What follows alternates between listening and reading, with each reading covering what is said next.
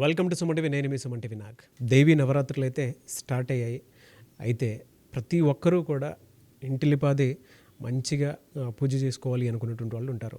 ఏ రాశి వారైనా సరే, ఏ నక్షత్రం వారైనా సరే. అయితే ప్రస్తుతం ఉన్నదానికి ఏంటంటే కుంకుమార్చన ప్లాన్ చేయడం జరిగింది. మన సురేష్ గారు వేదిక ఆస్ట్రాలజీ ఏం చెప్పిందో దాని ప్రకారమే చేద్దాము, ఏదైనా శుభం కలగాలి అని అంటే ఆ విధంగా వెళ్ళాలి అనేటువంటి ఉద్దేశంతో సప్తమి, అష్టమి, నవమి ఈ 3 రోజులకు సంబంధించినటువంటి వాటిలో కుంకుమార్చన ఆయన మొదలు పెట్టడం జరుగుతుంది. ఎవరన్నా పార్టిసిపేట్ చేయాలి అనుకుంటే మాత్రం డెఫినెట్గా 3 days పార్టిసిపేట్ చేయొచ్చు. మీరు స్క్రీన్ మీద కనిపిస్తున్న నెంబర్కి సంప్రదించవచ్చు. అందులో ముఖ్యంగా లలితాదేవి సహస్రనామ పారాయణం ఒకటి, శ్రీ దుర్గా సూక్తం, శ్రీ సూక్తం, మణిద్వీప వర్ణన, చండీ పారాయణం అండ్ కుంకుమార్చన ఉంటుంది.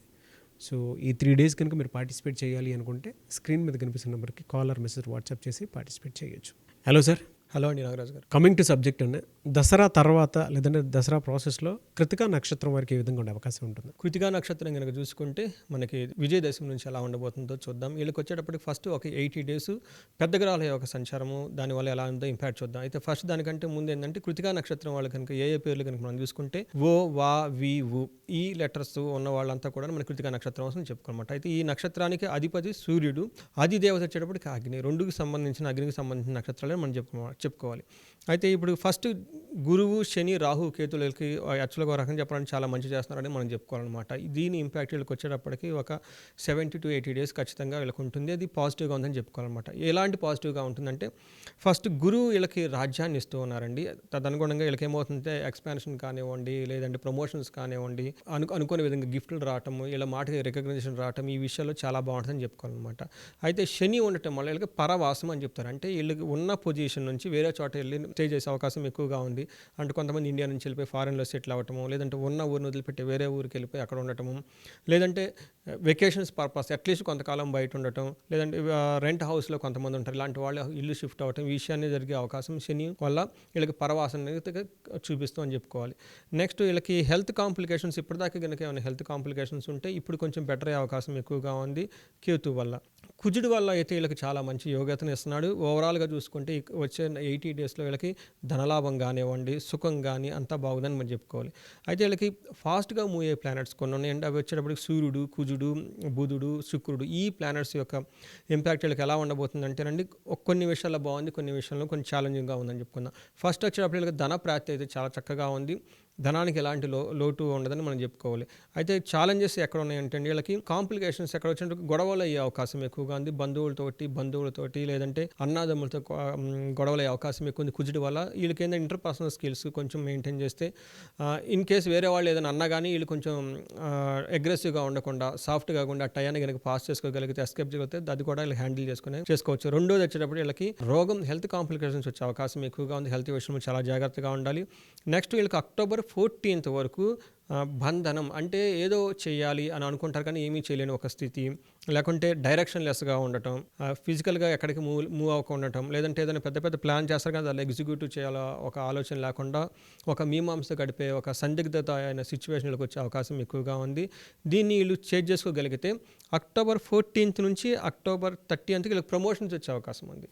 ఈ టైంలో కనుక వీళ్ళు సేమ్ మెర్క్యూరీ అంటే బుధుడికి సంబంధించిన విషయాల్లో, ట్రాన్సాక్షన్ సంబంధించిన లాక్ అయ్యే అవకాశం ఎక్కువగా ఉంది.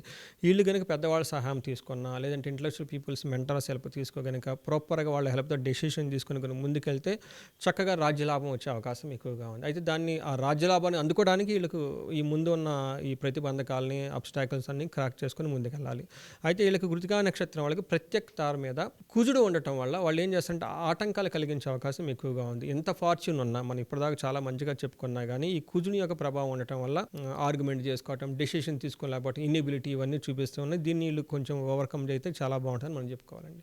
సో వీళ్ళకి మనకి కుజుడు వల్ల ఉండటం వల్ల అయితే ఉండదు కృతికా నక్షత్రం కాబట్టి సూర్యుడికి సంబంధించిన నక్షత్రం, ప్లస్ వీళ్ళకి ఈసారి మనకి సూర్యుని యొక్క గ్రహణం కూడా రావటం, ఇది తదనుగుణంగా వీళ్ళకి నేను ఒక బెస్ట్ అడ్వైజ్ ఏంటంటే ఇమ్మీడియట్గా వీళ్ళకి మహాన్యాసపూర్వక రుద్రాభిషేకం చేసుకున్నా కానీ చాలా బాగుంటుంది.